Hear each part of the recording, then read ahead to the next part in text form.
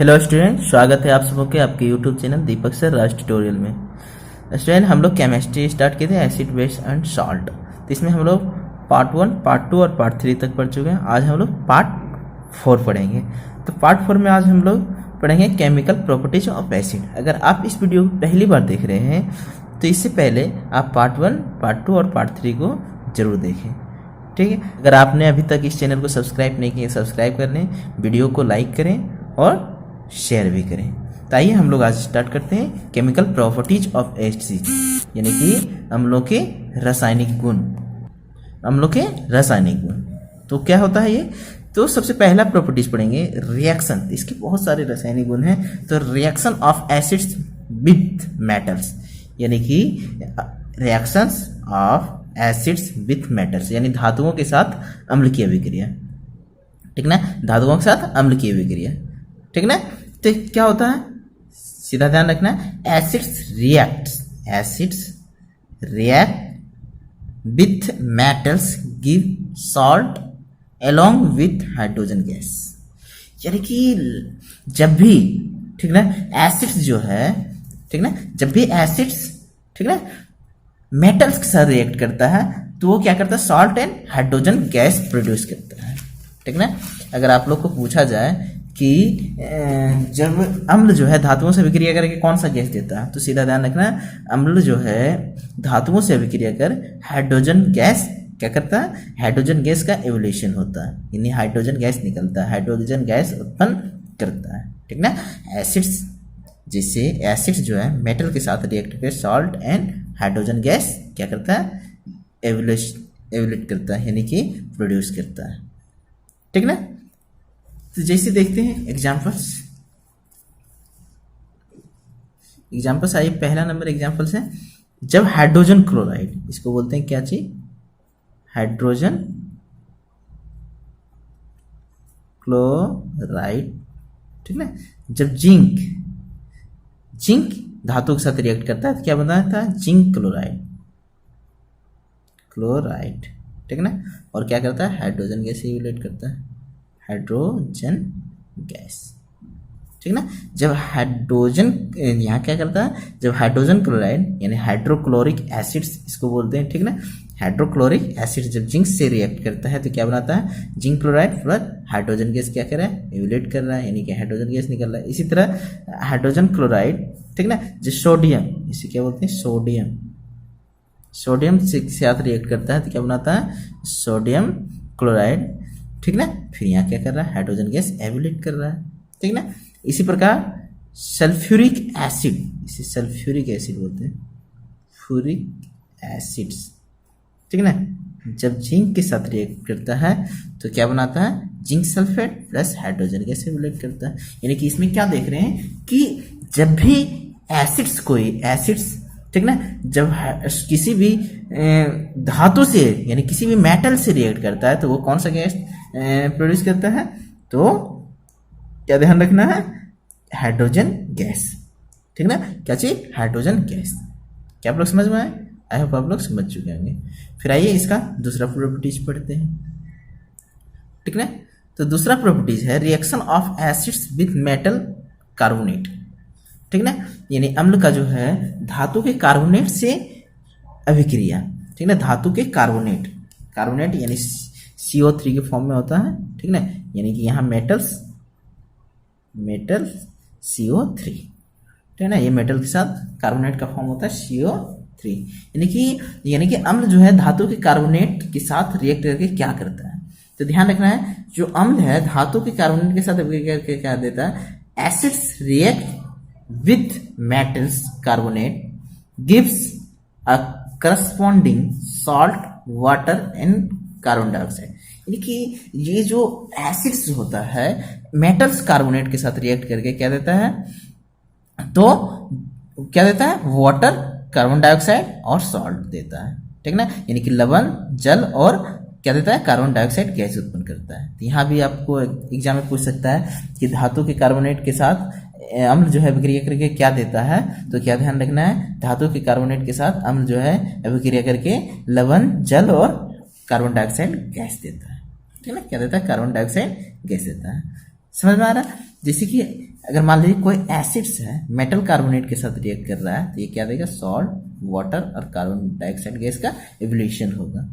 ठीक है, carbon dioxide gas का क्या होगा, एवोल्यूशन होगा। जैसे कि यहाँ क्या है, कैल्शियम कार्बोनेट, कैल्शियम कार्बोनेट, ठीक है ना, CO3 फॉर्म है। ये जब हाइड्रोक्लोरिक एसिड्स के साथ रिएक्ट करता है तो क्या बनाता है, कैल्शियम क्लोराइड, और ये water plus carbon dioxide gas. ठीक है ना, क्या बनाता है, कार्बन डाइऑक्साइड गैस। ठीक ना, देख रहे हैं ना हम यहाँ कैल्शियम कार्बोनेट जो हाइड्रोक्लोरिक एसिड के साथ रिएक्ट करके क्या बनाया, ये तो सॉल्ट हुआ, ये क्या हुआ, सॉल्ट, ये तो वाटर, और ये गैस कार्बन डाइऑक्साइड गैस। ठीक है, तो कोई भी अगर एसिड्स है वो मेटल कार्बोनेट के साथ रिएक्ट करके salt, water and carbon dioxide gas evolution करता है। इसी प्रकार HNO3, ठीक ना, यानी कि नाइट्रिक एसिड, ठीक ना, क्या करता है, सोडियम कार्बोनेट के साथ रिएक्ट करके, सोडियम कार्बोनेट के साथ रिएक्ट करके क्या देता है, सोडियम नाइट्रेट, ठीक ना, और क्या, वाटर और कार्बन डाइऑक्साइड गैस देता है। ठीक है, इसी प्रकार सल्फ्यूरिक एसिड, ठीक ना, इसे क्या बोल सकते हैं, सल्फ्यूरिक एसिड। ठीक है, कैल्शियम कार्बोनेट के साथ रिएक्ट करके क्या देता है, कैल्शियम सल्फेट, वाटर और कार्बन डाइऑक्साइड गैस देता है। तो यानी कि क्या ध्यान रखना है, यानी कि अब अम्ल जो है, ठीक ना, एसिड जो है मेटल कार्बोनेट के साथ रिएक्ट करके क्या क्या देता है, तो salt, water and carbon dioxide देता है। ठीक ना, आई होप आप लोग समझ चुके हैं। फिर आगे हम लोग बढ़ते हैं। तो आगे है कि reaction of acids with metal hydrogen carbonates. ठीक ना, reaction of acid with metal hydrogen carbonates, इसे हाइड्रोजन कार्बोनेट को बाइकार्बोनेट्स भी बोला जाता है। ठीक ना, हाइड्रोजन कार्बोनेट्स को क्या बोला जाता है, बाइकार्बोनेट्स। ये किस फॉर्म में होगा, HCO3, इसे बाइकार्बोनेट भी बोला जाता है। क्या बोला जाता है, बाइकार्बो, ठीक ना, नेट भी बोला जाता है। ठीक ना, तो यानी अम्ल जो है क्या करता है, धातु के हाइड्रोजन कार्बोनेट या बाइकार्बोनेट से अभिक्रिया करके क्या देता है, तो ये भी वही देता है। ठीक ना, लवण, जल और कार्बन डाइऑक्साइड गैस देता है, जो कि कार्बोनेट के साथ रिएक्ट करके जो देता है सेम वही चीज ये भी देता है। ठीक ना, जैसे मान लीजिए एग्जांपल्स। ठीक ना, यहाँ मेटल हाइड्रोजन कार्बोनेट या बाइकार्बोनेट के साथ रिएक्ट करके acid, salt and water, acid के साथ रिएक्ट करके क्या देता है, salt, water and carbon dioxide gas देता है। ठीक ना, मेटल का जो हाइड्रोजन कार्बोनेट है एसिड के साथ रिएक्ट करके क्या देता है, salt, water and carbon dioxide gas देता है। जैसे सोडियम बाइकार्बोनेट, इसे क्या बोलेंगे, सोडियम बाइकार्बोनेट या हाइड्रोजन कार्बोनेट बाइकार्बोनेट। ठीक ना, ये किसके साथ, हाइड्रोक्लोरिक एसिड, हाइड्रोक्लोरिक एसिड के साथ रिएक्ट करके क्या बनाता है, सोडियम क्लोराइड। ठीक ना, सोडियम क्लोराइड, वाटर और कार्बन डाइऑक्साइड गैस एवोल्यूट करता है। तो यहाँ तक आए हम समझ चुके होंगे। ठीक ना, तो पहला क्या ध्यान रखना है, पहला ध्यान रखना है कि यानी कि जो एसिड्स है मेटल के साथ रिएक्ट करके क्या देता है, तो हाइड्रोजन गैस और सॉल्ट देता है। सॉल्ट तो हमेशा देगा। ठीक ना, एसिड के साथ कोई भी अगर मान लीजिए रिएक्ट करेगा सॉल्ट, ठीक ना, तो उसके बाद क्या देता है, उसमें क्या देता है, हाइड्रोजन गैस एवोल्यूट होता है। फिर सेकंड में हम लोग पढ़े कि कार्बोनेट के साथ रिएक्ट करके क्या देता है, तो वहाँ वाटर और क्या मिला था, कार्बन डाइऑक्साइड, और हाइड्रोजन कार्बोनेट के साथ भी रिएक्ट करके क्या मिला था, water and carbon dioxide gas. ठीक ना, आगे हम लोग पढ़ते हैं। तो चौथा पॉइंट है,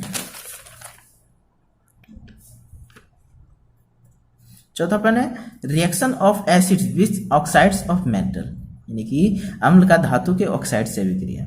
ठीक ना, अम्ल का धातु के ऑक्साइड से अभिक्रिया।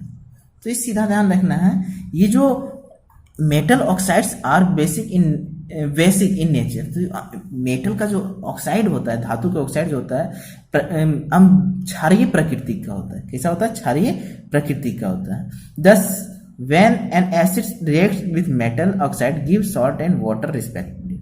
तो इसी तरह ये क्या करता है, ये धातु के ऑक्साइड के साथ रिएक्ट करके क्या देता है, तो वाटर और सॉल्ट देता है।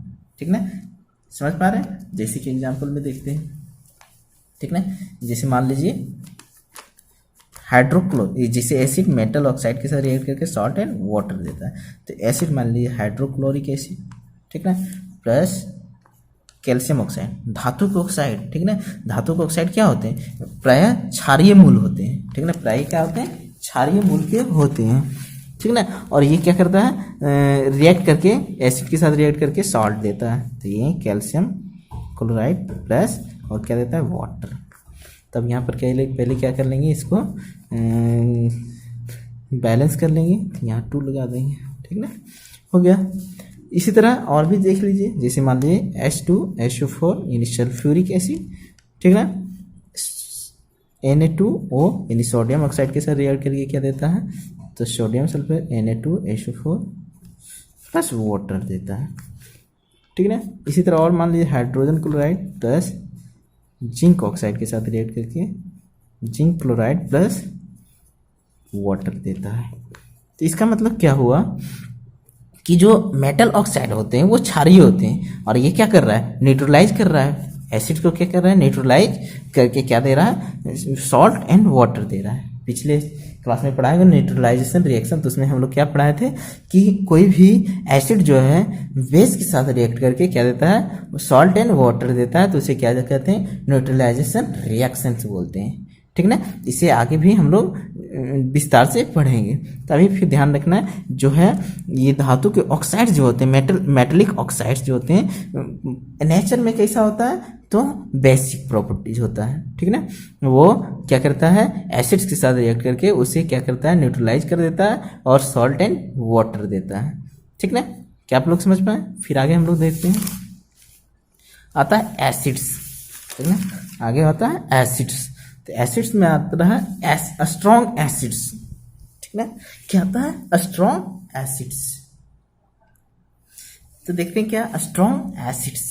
तो स्ट्रॉन्ग एसिड्स क्या होता है, an acids which is completely ionised in water and produce hydrogen ion is called strong acid. यानी कि वैसे एसिड्स जो कंप्लीटली आयोनाइज्ड हो जाता है, किसमें, वाटर में। ठीक ना, वाटर में घुल के वो पूर्णतः क्या हो जाता है, हाइड्रोजन आयंस को प्रोड्यूस करता है। ठीक ना, पूर्णतः घुल जाता है, कंप्लीटली क्या हो जाता है, डिजोल्व हो जाता है, और आयोनाइज्ड होके क्या देता है, आयोनाइज्ड होके हाइड्रोजन आयंस देता है। तो उसे हम लोग क्या बोलते हैं, जैसे हम लोग क्या बोलते हैं, स्ट्रॉन्ग एसिड्स। ठीक ना, वैसे हम जो जल में पूर्णतः घुलकर हाइड्रोजन आयन देता है, तो उसे हम प्रबल एसिड्स कहते हैं। तो इसमें कुछ महत्वपूर्ण एसिड्स है, जैसे HCl, ठीक ना, sulphuric acid, H2SO4, nitric acid, HNO3, ये सब क्या है, तो स्ट्रॉन्ग एसिड्स की श्रेणी में आता है। ठीक ना, स्ट्रॉन्ग एसिड्स की श्रेणी में आता है। ठीक ना, जिसका pH वैल्यू लगभग 2 से या इससे नीचे होता है, ये सब का, इसलिए इसे स्ट्रॉन्ग एसिड। ये वाटर में क्या हो जाता है, कंप्लीटली डिजोल्व होकर आयोनाइज होकर ये क्या करता है, हाइड्रोजन आयंस प्रोड्यूस करता है। ठीक ना, तो इसलिए इसे क्या कहा जाता है, स्ट्रॉन्ग एसिड्स कहा जाता है। फिर आगे देखते हैं, एक आता है वीक एसिड्स। ठीक ना, क्या आता है, वीक एसिड्स। तो वीक एसिड्स क्या होता है, N acid which is particularly ionized in water and thus produce a small amount of hydrogen ions is called weak acids। यानी क्या होता है, ये ऐसे एसिड जो कि कुछ पार्टली मतलब छोटी कुछ मात्रा में क्या होता है, घुलता है और आयोनाइज होके क्या देता है, आयोनाइज्ड होके हमको हाइड्रोजन आयन देता है। ठीक ना, ये कंप्लीटली नहीं घुलता है, कुछ, ठीक ना, पार्टिकली मतलब कुछ मात्रा में घुल के ही ये आयनाइज्ड होके हमको हाइड्रोजन आयन देता है। तो उसे हम लोग क्या बोलते हैं, तो दुर्बल यानी अम्ल यानी वीक एसिड्स बोलते हैं। ठीक ना, तो वैसे हम जो जल में अंशतः, पूर्णतः नहीं, अंशतः कंप्लीटली नहीं, पार्टिकली मतलब कुछ मात्रा में घुलकर, ठीक ना, हाइड्रोजन आयन देता है। ठीक ना, क्या देता है, कुछ मात्रा में घुलकर हाइड्रोजन आयन देने लगता है, तो उसे हम लोग क्या बोलते हैं, दुर्बल अम्ल बोलते हैं। तो इसमें कुछ होता है एसिटिक एसिड, ठीक ना, कार्बनिक एसिड्स और बोरिक एसिड्स, और भी बहुत सारे एसिड्स हैं। ठीक ना, जो कि क्या होता है वो, तो वो वीक एसिड्स की श्रेणी में आता है। ठीक ना, आप समझ चुके होंगे। उसके बाद आता है कॉन्सेंट्रेट एसिड्स, यानी कि सांद्र अम्ल। ठीक है ना, कॉन्सेंट्रेट एसिड। तो ये क्या होता है, मोर amount of acid plus less amount of water, ठीक ना। वैसे एसिड्स होते हैं, acids which have more amount of acids and less amount of water is called concentrate acid. यानी वैसे हम जिसमें अम्ल की मात्रा जल से अधिक हो, ठीक ना, जल की मात्रा, अम्ल की मात्रा क्या है, जल से अधिक हो, ठीक ना। इसमें क्या होगा, एसिड्स की मात्रा ज़्यादा होगा और लेस अमाउंट में क्या होगा, वाटर होगा, तो उसे कंसंट्रेट एसिड बोला जाता है, ठीक है ना। कंसंट्रेट एसिड्स को डाइल्यूट करने के लिए, ठीक है ना, उसमें हम लोग धीरे धीरे उसमें क्या करते हैं, वाटर मिलाते हैं और उसे डाइल्यूट करते हैं, ठीक ना। यानी सांद्र अम्ल इसे बोलते हैं। सांद्र अम्ल को तनु अम्ल बनाने के लिए हम लोग वाटर धीरे धीरे डालते हैं। तेजी से वाटर डालेंगे तो वो क्या हो जाएगा, उसमें मतलब वो तेजी से आग निकलेगा, ठीक ना। इसलिए उसे हम लोग धीरे धीरे, ठीक ना, धीरे धीरे उसमें वाटर डालते हैं, ठीक ना, तेजी से नहीं डालते हैं, नहीं तो वो क्या हो जाएगा, एक जो थर्मिक रिएक्शन वहाँ होगा, ठीक ना। ऐसे होने से क्या होगा, ज़्यादा मात्रा, ज़्यादा अमाउंट में क्या निकलेगा, वहाँ पर हीट निकलेगा। हीट एनर्जी के हम लोग क्या कर सकते हैं, वादा नहीं कर सकते। इसलिए इसमें क्या होता है, कंसंट्रेट एसिड्स में, ठीक ना, तो वो क्या होता है, हम लोग डाइल्यूट करने के लिए इसमें धीरे धीरे मतलब पानी की मात्रा मिलाया जाता है, ठीक ना। उसके बाद आता है डाइल्यूट एसिड्स, यानी कि इसमें क्या होता है, an acids which has more amount of water and less amount of acid, यानी कि वैसे हम जिसमें जल की मात्रा अम्ल से अधिक हो, जल की मात्रा ज़्यादा हो और अम्ल की मात्रा कम हो, ठीक ना, उसे डाइल्यूट एसिड्स बोला जाता है। इस एसिड्स में क्या होता है, अम्ल थोड़ा सा कम होता है और वाटर ज़्यादा होता है, ठीक ना। तो वाटर ज़्यादा होता है तो वो क्या कहलाएगा, डाइल्यूट एसिड्स, ठीक ना। अगर डाइल्यूट एसिड्स, तो अभी बताए थे कि कॉन्सेंट्रेट एसिड्स को डाइल्यूट करने के लिए हम लोग क्या करना पड़ता है, उसमें थोड़ी थोड़ी मात्रा में हम लोग को वाटर मिलाना पड़ता है। एक ही बार तेजी से हम लोग वाटर उसमें नहीं दे सकते हैं, ऐसा देने से एक जो थर्मिक रिएक्शंस होगा, ठीक ना, उसमें बहुत सारा अमाउंट में क्या निकलेगा, हीट एनर्जी निकलेगा, ठीक ना। तो इसलिए हम लोग डाइल्यूट करने के लिए उसमें धीरे धीरे क्या करते हैं, पानी मतलब वाटर मिलाते हैं, ठीक ना। आप लोग समझ चुके होंगे। तो यहाँ तक तो आप लोगों को कोई परेशानी नहीं होगा। अगर आप लोग अगर इस वीडियो को पहली बार देख रहे हैं तो इस वीडियो को लाइक, सब्सक्राइब, चैनल को सब्सक्राइब और वीडियो को शेयर जरूर से जरूर करें। अगर पसंद आए तो लाइक ज़रूर करें, अपने दोस्तों में भी शेयर करें, ठीक ना।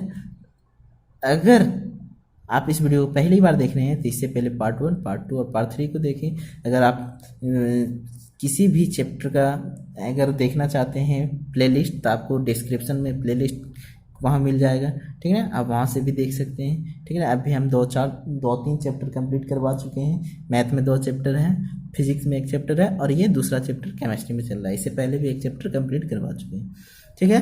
तो आप आज इतना ही रखते हैं। थैंक यू, धन्यवाद।